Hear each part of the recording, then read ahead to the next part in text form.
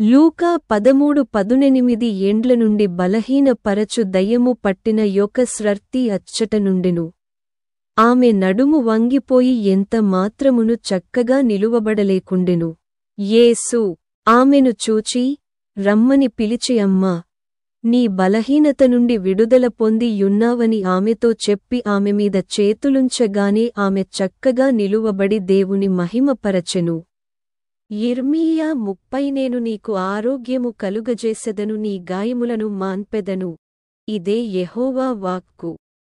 మత్తయి 8 ఆయన మాటవలన దయ్యములను వెళ్ళగొట్టి రోగులనెల్లను స్వస్థపరచెను.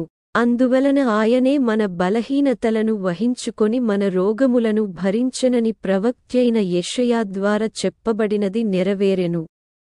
యెషయా 53:5 మన యతిక్రమ క్రియలను బట్టి అతడు గాయపరచబడెను, మన దోషములను బట్టి నలుగగొట్టబడెను, మన సమాధానార్థమైన శిక్ష అతనిమీద పడెను, అతడు పొందిన దెబ్బల చేత మనకు స్వస్థత కలుగుచున్నది.